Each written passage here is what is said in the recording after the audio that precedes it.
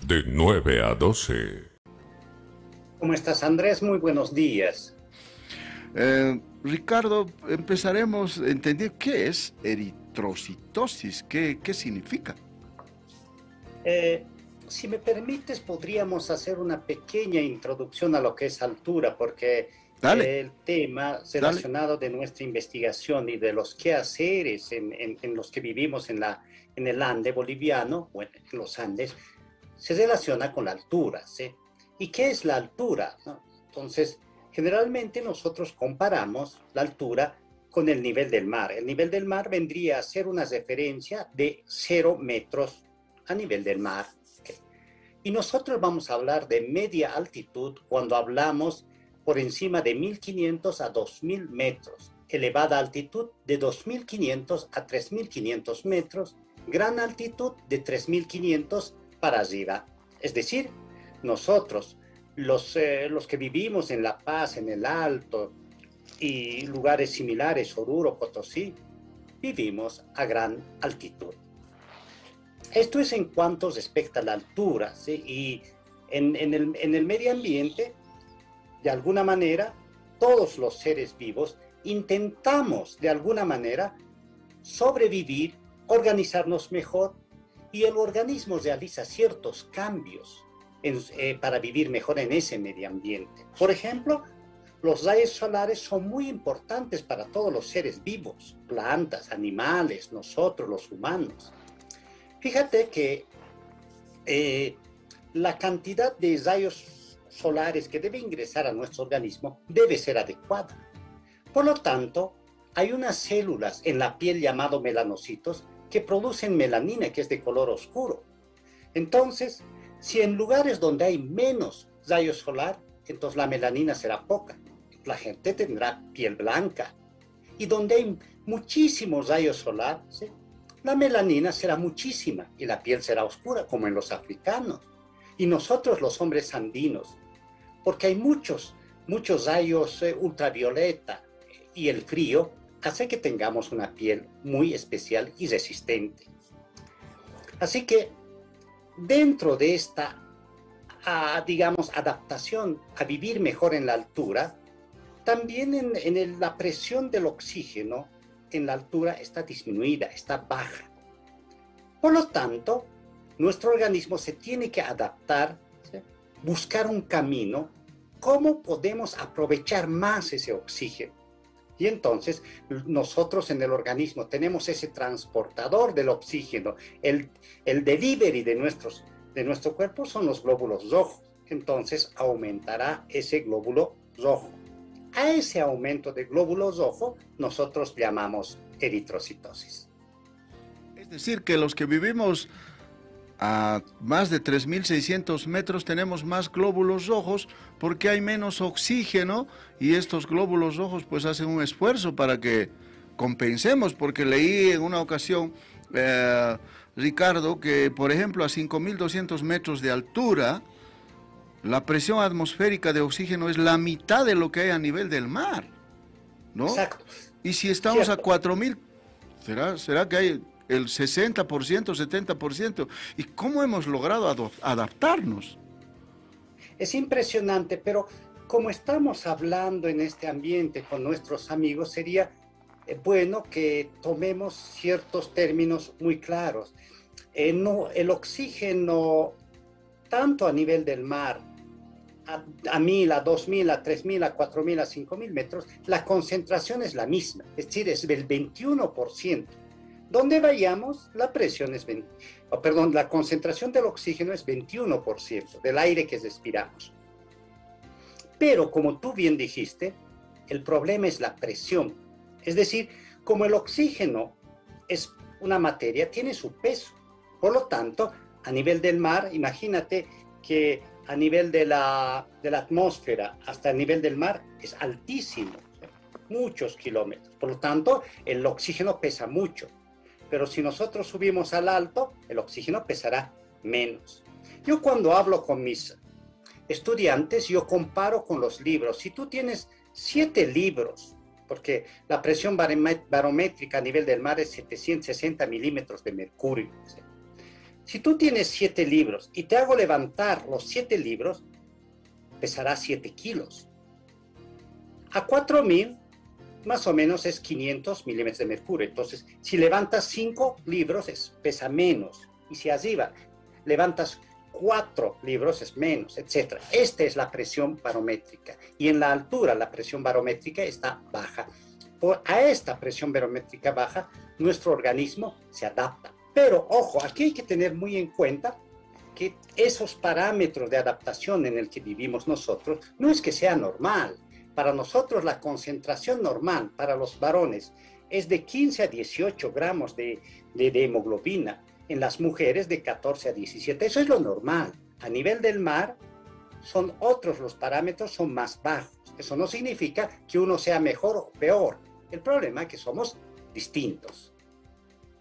Ahora, doctor Amaru, bajo esa explicación y esa circunstancia hay algunos aspectos que llaman poderosamente la atención. Por ejemplo, se dice que las personas que vivimos en ciudades de altura, La Paz, el Alto, tenemos una capacidad pulmonar más amplia, más grande. Es decir, en palabras sencillas, nuestros pulmones son más grandes. ¿Es así?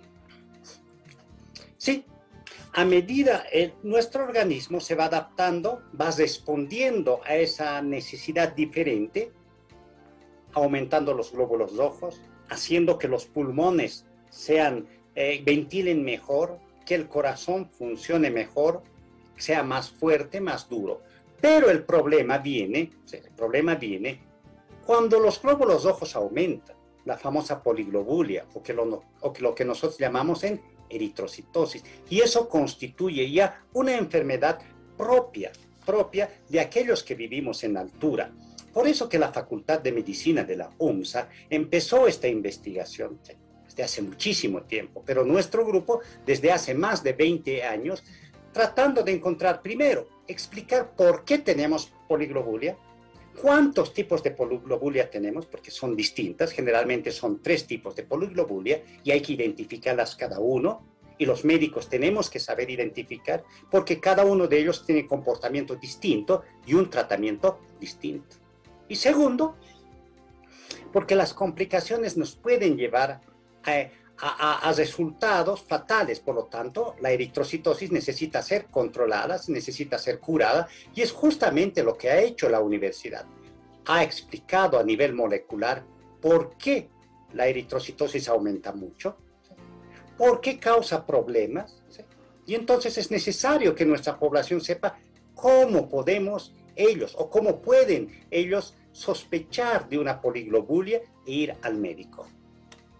Doctor Amaru, ¿todas las personas que viven en altura, en ciudades de altura, padecen de eritrocitosis?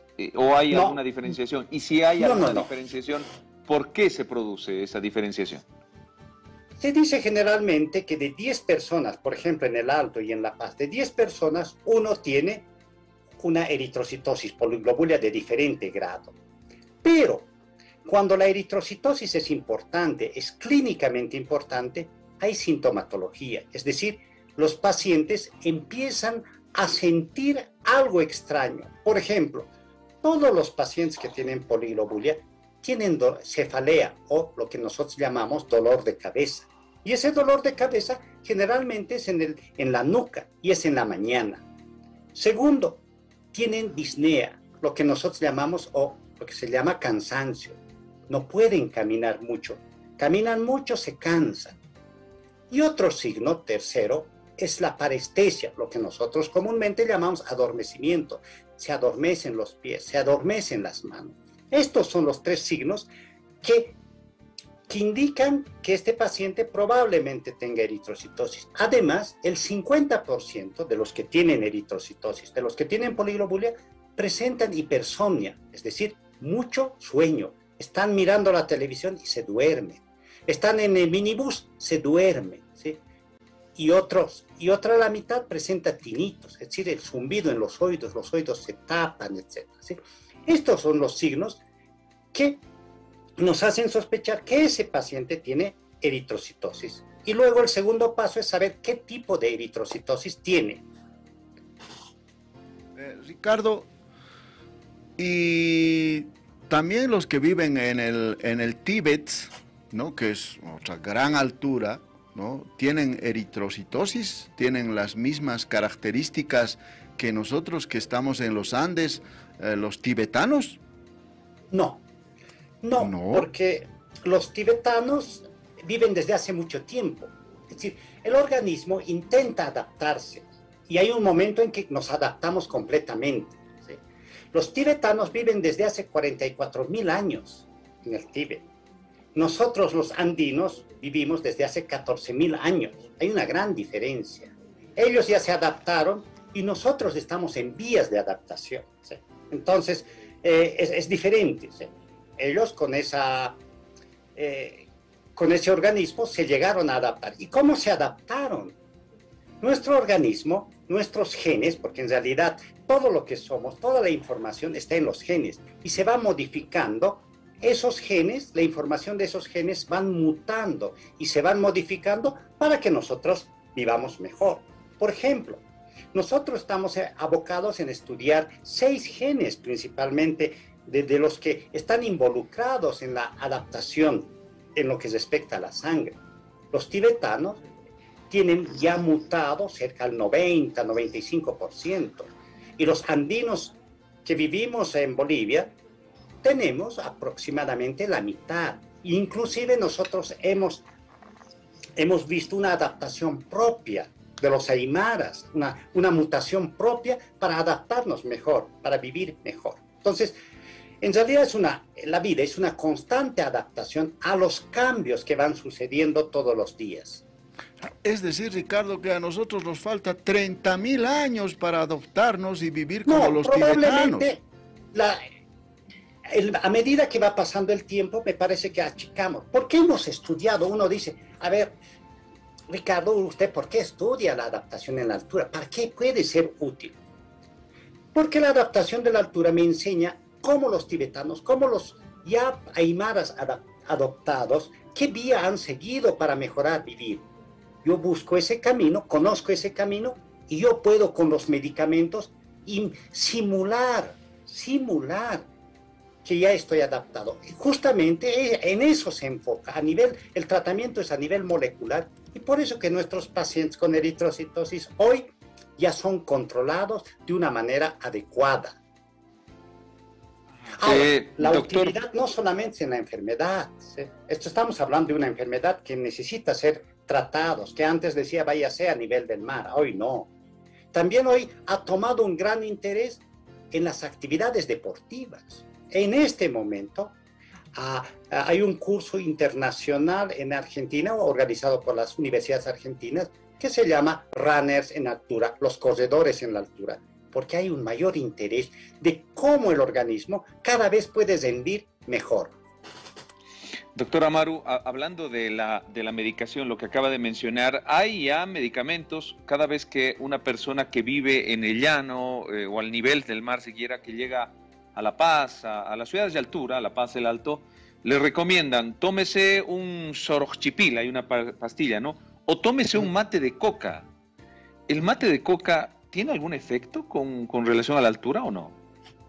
Probablemente no, pero en eso nos acostumbramos, porque probablemente si tiene alguna acción es porque tiene 17 alcaloides o más de 17 alcaloides que son analgésicos. Dentro de ellos está la cocaína, de alguna manera ayudan a estar bien, ¿sí?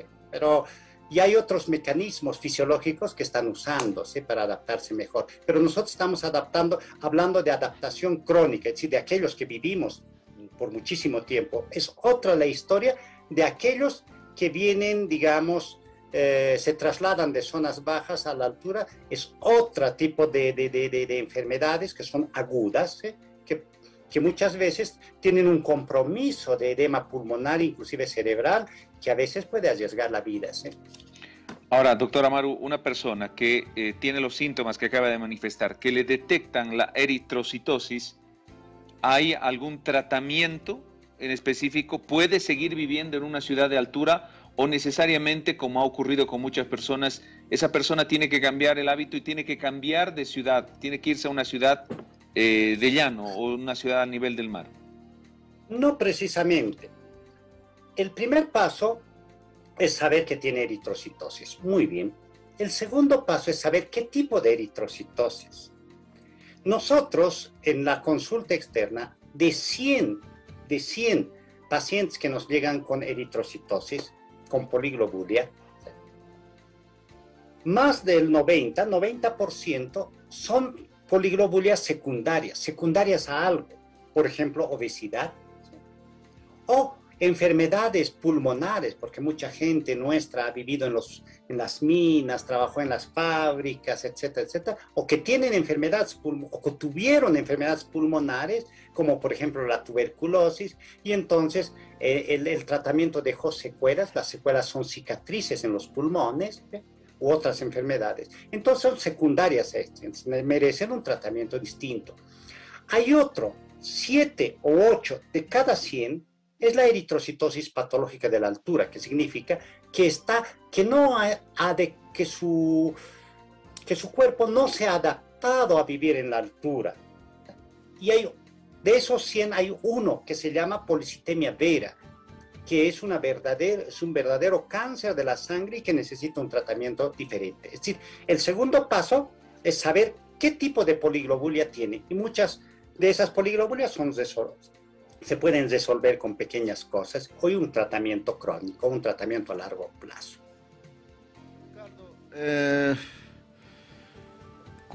Cuando un bebé nace a gran altura, ¿no? Estamos hablando de 4.000 metros, ya viene, si vale el término, diseñado como para adaptarse a la altura que un bebé que nace a nivel del mar, o es que después que nace se va adaptando.